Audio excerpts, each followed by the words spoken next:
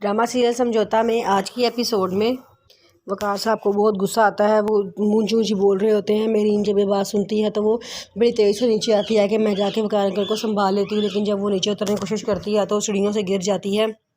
उसको फटाफट अस्पताल ले जाया जाता है। वहाँ जाके पता चलता है कि उसका बच्चा ज़ाया हो गया है। वो बहुत रोती है। वो कहती है कि ये सारा कुछ वक़ार अंकल की वजह से हुआ है, इन्हीं की वजह से मेरा बच्चा आज दुनिया में नहीं रहा। अगर वो अपने आप पर काबू रखते, मैं ना इतनी जल्दी में नीचे आई तो ऐसा कुछ भी ना होता।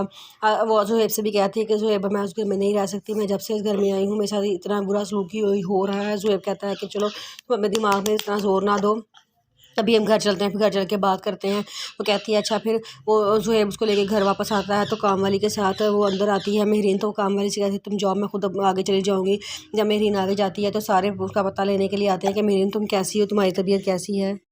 मेहरीन कहती है कि बस कर दें फजूल के दिखावे करना, ये प्यार की मोहब्बत दिखाना बस कर दें। ये आप लोग जो दिखावा करते हैं ना मुझे ज़रा भी पसंद नहीं है। तो उसके बाद साथ ही वो कहती है कि तुम हमसे ऐसे क्यों बात कर रही हो बेटा, हमारा इसमें ऐसा क्या कसूर है। तो वह कहती है कि वक़ार अंकल सब कुछ आपकी वजह से हुआ है, अगर आप इतना हाइपर ना होते तो आज के लिए सब कुछ ऐसा ना होता। तो आगे से नरगिस कहती है कि बेटा तुम अपने पापा को क्यों ऐसे कह रही हो, ऐसी बात नहीं है। तो आगे से ज़ुहैब भी आता है, वो भी बदतमीज़ी करना शुरू करता है। वो कहता है कि हाँ जी पापा जी सब कुछ आपकी वजह से हुआ है, आपकी वजह से हमने अपना बच्चा खो दिया है। तो आगे से उसको समझाने के लिए अलीज़ा आती है। अलीज़ा कहती है कि नहीं ऐसा नहीं है, जो तुम्हारे नसीबों में लिखा था वही हुआ है। तो आगे से वो कहती है कि अल्लाह करे सबके नसीब ऐसे हो जाता, सबके नसीब ऐसे लिख दे। उसको वो समझाने की कोशिश करती है। तो वो कहती है कि अलीज़ा अगर आपके साथ ऐसा हुआ होता ना तो फिर मैं आपसे पूछती। अलीज़ा कहती है अल्लाह ना करे मेरे साथ कभी ऐसा हो, लेकिन तुम्हें इस तरह की बात सोच समझ के करनी चाहिए, तुम किस तरह की बातें मुँह से निकाल रही हो। वो कहती है कि जिस पे गुजरती है ना उसे पता चलता है, उसे पता होता है। वो ज़ुहैब से कहती है ज़ुहैब हमेशा से मेरे साथ ऐसा ही सलूक होता रहा है इस घर में, लेकिन मैं कभी आवाज़ नहीं उठाई। ज़ुहैब कहता है कि हाँ मैं देख रहा हूँ सारा कुछ। तो वो कहती है कि चलो मुझे कमरे में लेके चलो, मुझे इधर नहीं खड़े होना।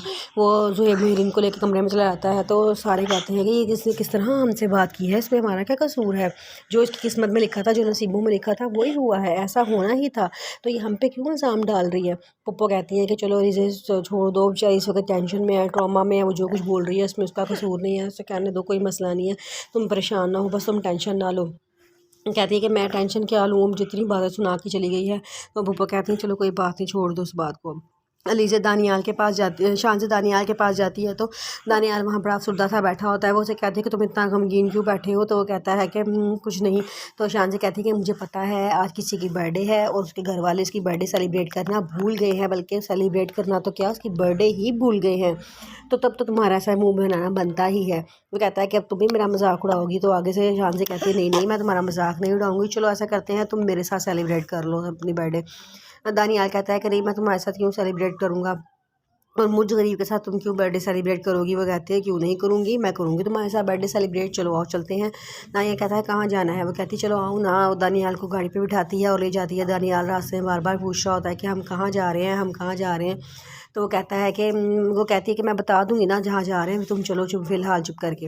वक़ार साहब बड़ा परेशान होते हैं अपने कमरे में। वो कहते हैं कि सब कुछ मेरी वजह से हुआ है, लेकिन नरगिस उन्हें बहुत हौसला देती है। कहती है कि नहीं आपकी वजह से नहीं हुआ है, अल्लाह ताला का यही हुक्म था, जो अल्लाह ताला का हुक्म हुआ है था वही हुआ है। तो वो आगे से कहता है कि मेरी इनकी तबीयत कैसी है। अब तो वो आगे से नरगिस बताती है कि नहीं अब उसकी तबीयत बेहतर है, मैंने उसको दवाई खिला कर सुला दिया है। तो वो कहता है कि चलो ठीक है इसका बहुत ख्याल रखना, मुझे बहुत बड़ा अफसोस है कि मैंने अपने बच्चे की औलाद अपनी हमाकतों की वजह से खो दी है। तो नरगिस कहती है कि वह कुछ अपना संभल जाना चाहिए, अपने पाँव पे खुद खड़े हो जाना चाहिए। वो कहता है कि हाँ इंशाल्लाह मैं कोशिश करूँगा।